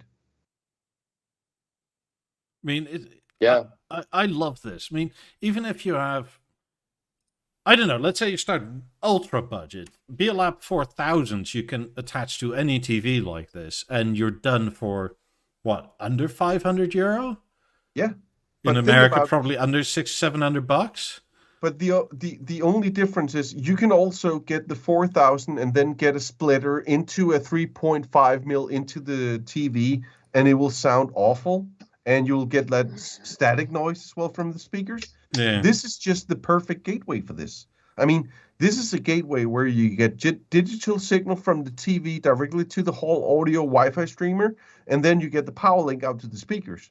And you can use your remote on the television to turn it up and down as well. And then when you're done, you could listen to music through AirPlay 2. I mean, it will not go into the Bang & Olufsen app. Of course it won't. But as a standalone unit, as I did in the video in a garage, I mean, this guy has Eclipse, he has 18s, 8000, 6000, M5, Essence Mark II, whatever, a lot of different speakers. But as a standalone unit, he's using it for watching the Le Mans. He's using it to watch your YouTube channel. Come again? Watch your YouTube channel in the background. Watch my YouTube channel, which is awesome because that's a very good one. But I mean, it's just amazing that that I bought a pair of fours. I got them in a plastic bag from the guy I bought them from. I got a streamer, and I was done. And I paid like 400 euros, and I was done. It's not bad. It's not Did you bad. charge him install? Did you charge him install? No, because it didn't work when I got out of there, so I left my core at his place. And oh fuck! So it wasn't now we have to buy a whole audio streamer because I showed him what he can do with the TV with HDMI, and he'd rather have that than the core. The core makes total sense. Yeah, because makes total sense. Get that HDMI ARC into the core, Bang & Olufsen, please, because it does make a lot of sense. Question from the Twitch side from Felix. Why doesn't B&O have this? Or is it just that they want more money for it? And if they were to make something like this? This would be $1,700 to $2,000. That would be my guess. If they did eARC capable streamer with all this stuff, maybe 2 RJ45 ports so you can hook up 2 speakers and not daisy chain them or have all that nonsense. But I think that's the only, I don't know. I just think that it's going to be way more money, and definitely won't have as much sex appeal. No. And if I mean, I had a discussion with a guy that said that two DSPs on the Lab 4s will not do, and I'm like, no, that you're probably right, but the Lab 4s is not a high-end speaker, and I'd rather use HDMI ARC than I would use the line in the core. Yes. Because I mean, the There's way line more in the control core coming in. is not very good. Well, it's dual port, isn't it? It's optical and analog, It's right? Toslink and analog, yeah. So, I don't know. I honestly, What made you go with BeoLab Madonna boobies, by the way? I love the banana boobs. I was about to do the 4000s. Yeah. But then I didn't know if he wanted them to stand on his new desk or he wanted them on the wall or ceiling mounted. So I found a pair of 4s that had the ceiling mount as well. So he could decide himself if he wanted on the table or on the ceiling. And I do like the 4s. I mean, that small ice power amp, it's freaking amazing of its size, in my opinion. I think John's drunk because if he thinks, I don't know, I don't think core sounds better than moment. I don't think I can tell the difference on the Deezer Hi-Fi. So, just example, I have my Lab 90s playing through the Avant, right? But my moment is the master, audio master. So, if I'm pushing Deezer Hi-Fi from the moment, it's not analog. It's zeros and ones going into the TV. Then it's going through the power link in the TV. So I guess for me, it's the judgment of does the TV sound better than the moment or a core. But what I probably should do, I haven't done yet ever, is hook up a set of 50s to a core. I mean 90s to a core. See how that cookie crumbles. To have a core sitting around, and I'd be quite curious to see what is the actual acoustic difference. Because I know what the 90s sound through the moment because I've had them wired for years. Well, years. A while. A while. No, then I put them to the TV and then I was like, well, I had to have them wires with the moment because they wouldn't work properly, right? Because they didn't make there was no support drivers on the WISA. And back in the day, I drank a lot of Kool-Aid and I believed the WISA was good, or at least gooder than they said. And mistake. Definitely, you got a wire between the speakers, bro, and from the source. Then it's you'll pinch a nugget in your pants when you listen. See you, Andrew. Yeah. Good for stopping by. But, thanks. I mean, I don't quite agree with John, but John is made out of zeros and ones as well. So, but I don't agree that the core sounds better. I do agree that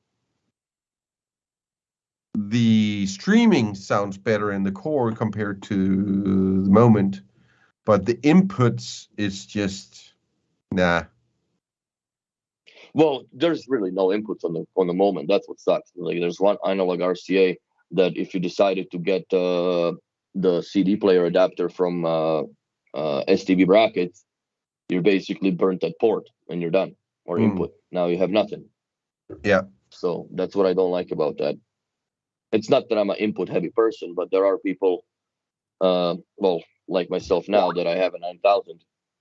And so you put the 9000 up as a different source to the 90s, but the control is a freaking issue, right? Yeah. So, I don't know.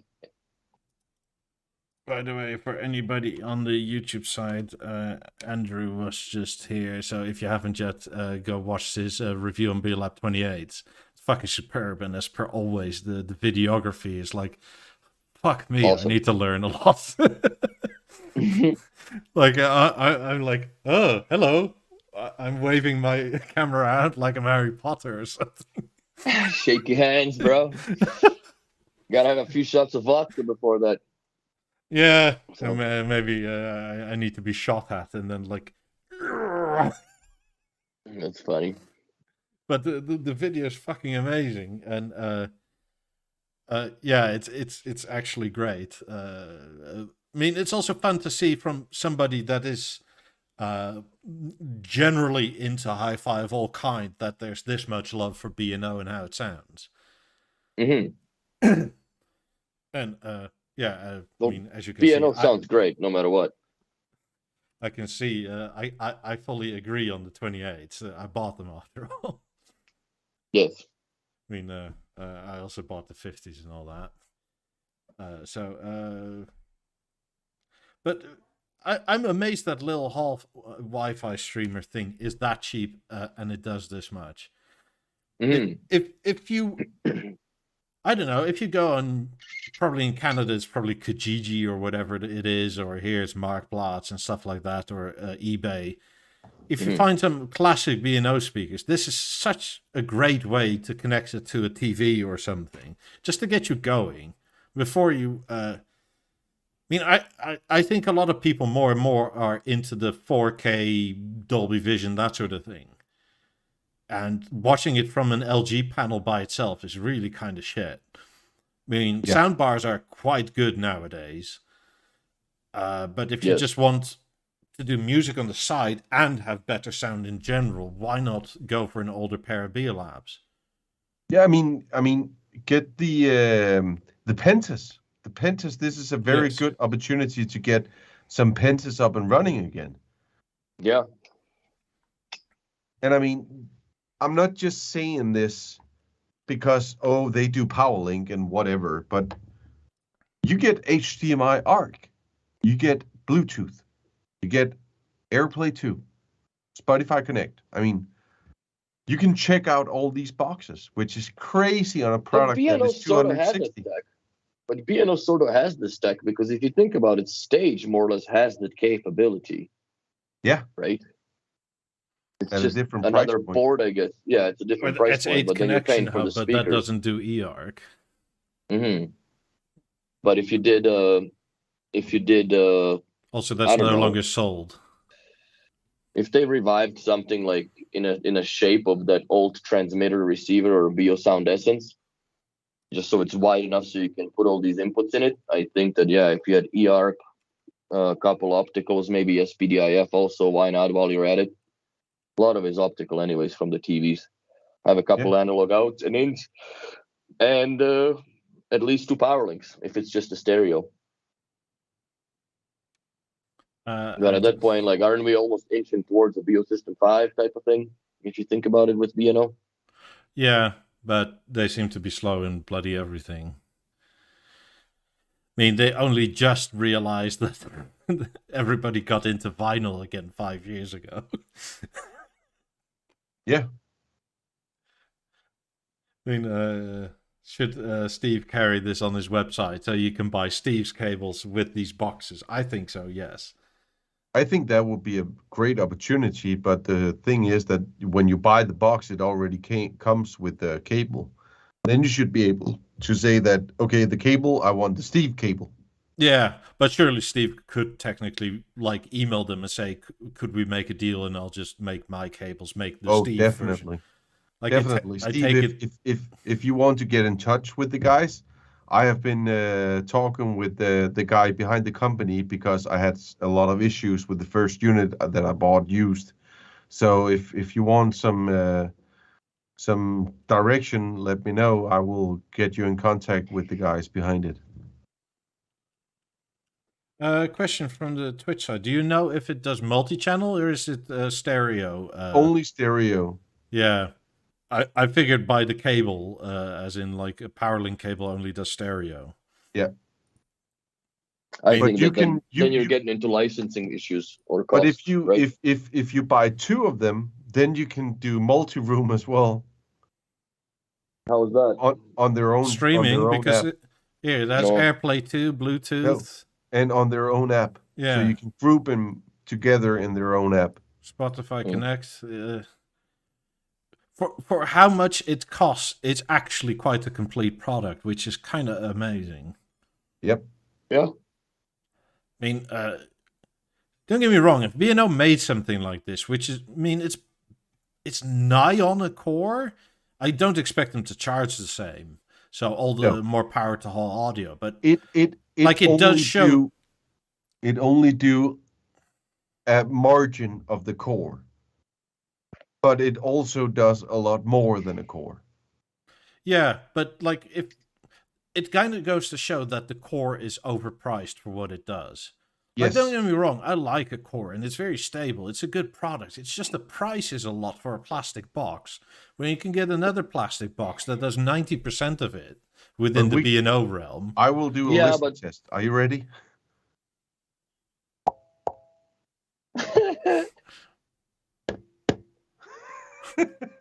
One sounds So like it's metal. acoustic. That's metal. That's plastic. Jesus. Yeah, but you're still paying for the freaking software that's inside it. You can't control your lighting system, all that shit through an app. And the that's, software. That's where I see the value. The software in the core is much better, in my opinion, compared to the whole audio Wi-Fi streamer. They use a Wi-Fi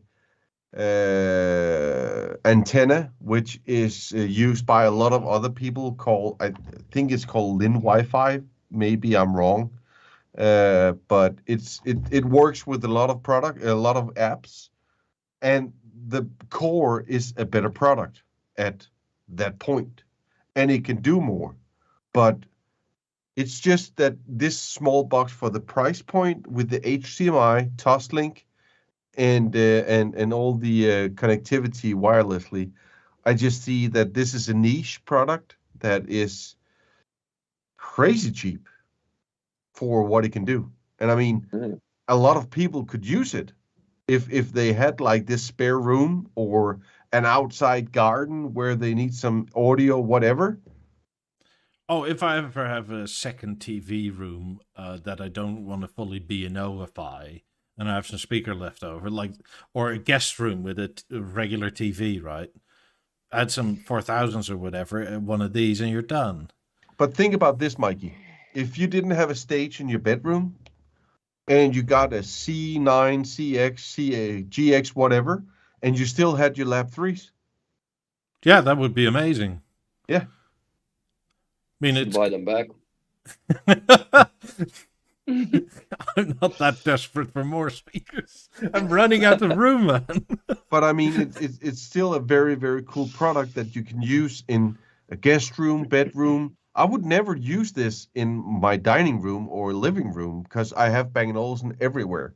But if I was about to sell my TV in my bedroom, if I didn't have a Contour, I would probably look into a GX panel or a Samsung frame and then use HDMI ARC to this whole audio Wi-Fi streamer and then a pair of Lab 12 2s.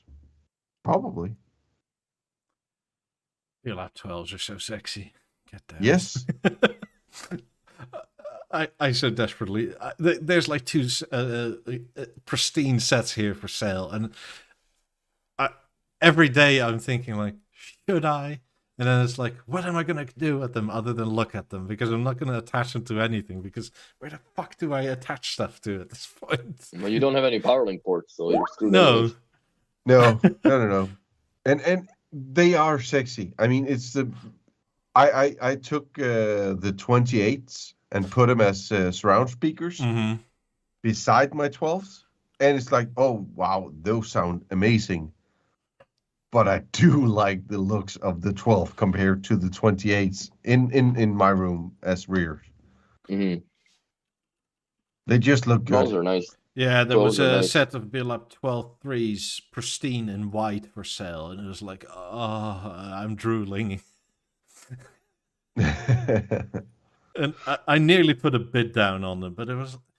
And then logic somewhere that's still left somewhere took over. And it was like, what am I actually going to do with them? Like, am I just going to leave them in the box? And I open the box and I go, Take the dust off them and that's it. Yeah. I mean, they're so gorgeous. I mean, in terms of pretty, they're one of the prettiest speakers B&O's ever made. I agree. I love mine. I got mine for Christmas 2 years ago from the dealer. Mm-hmm. not as I paid for him, but I had to put him under the tree, and we were having Christmas 400 kilometers away from our home. So I had the dealers to wrap them and send them to the place where we actually had the Christmas party, and it was under the tree. So when I got the presents, it was like, to Henrik from Michael Bang & Olufsen. And there was just, Heidi was just like, what? And then I unwrapped them, and it was like, oh, I love these. I have to text him. I love you. And yeah, she hate me. Oh, so I I would would like to nearly get, a bit against Serge. Because he lives in this country too, and he also saw them. I'd like to get my hands on the Mia Ando collection, or at least a pair of those. Those would be expensive as fuck. Those were cool, the colored ones. I don't know if you remember. oh yeah, I like those, but they're pretty unfindable. Yeah. I mean, is this almost not the inspiration for the New York edition Biosound 1? With the gradual color changes and stuff like that? Almost, I would say. Piano's done a lot of crazy aluminium work. Like if you go through Factory 5 and you tour all that, like you've seen it too, eh, Henrik, when you went through there. Yeah. On the walls, it's just, yeah, like how many different color hues they had of, like, what is it, the back of the 8000 chassis that made have like its artwork now out of it. Yeah, it's sick. But yeah, these are going to be unicorns in a few more years. Yep, and I think that the price they're at right now is the lowest point they will ever get. Mm-hmm. Yes, because these are classics already. They were classics as soon as they went to EOL, basically. Yes. I mean, the prices that I saw on the used market when I bought mine, the prices today is about 150, maybe 200 euros more. Yeah. Sandeep asked, do they sound good? Yes, they sound... a BeoLab 12.3 is, I would say, a bit more than a BeoLab 18. I mean, obviously, they're not 50s or anything of that nature. They sound really pleasant. They are... If they're on the wall. Yes. Not on the floor stand. No, on the... They need that wall. They need that wall to work off of. And especially if it's not one of those paper ones that we have here. Because that's my problem with the shape. That it's more or less over time. I mean, my I know that it's vibrating the screws out. My 12.3s is on the sidewall, and then they're in a corner to get that boomy bass from them. Because the 12.3s have 2 woofers, and it really justifies them very good. They sound amazing. Yeah, I would go for 12.3s over 12.2s. That one woofer makes a huge difference. Oh, yeah. My dealer had a set of 12.3s and 12.2s, and then my sister came in and bought them. Nice. I wasn't allowed to have them anymore. Get them. Well, at least they're still in the family. Yeah, but she has a surround sound system with them with an Almondo box because they just bought that TV before they decided to go B&O speakers. Okay. But it sounds really good for what it is. Almondo is a bit more finicky in terms of setting it up, but once it was properly set up, and they have a BeoLab 2 down there. But I mean, the looks. Yeah. The looks. If you go back to the other picture, from the couch with the little elf in the couch. Yeah, that's my niece. Then, if they just have took the lambs is there for staying. Yeah. So if the 12.2s was aligned with the lampshades, I mean, it almost looked like a hotel room. Yeah. Well, fortunately, they're moving in like 4 months or 3 months, so they'll get a chance to do it all over again properly, and I'll have to come by and set it all up again. And... But I mean, it's a killer setup. Do they have a sub? BeoLab 2. I mean, it's fantastic for movies. I really like them. Fuck, now I'm driving up the price for something I want. Anyway, I'm going to call it a night. Thank you all very much for watching. I hope you had fun watching. Leave us a like and subscribe.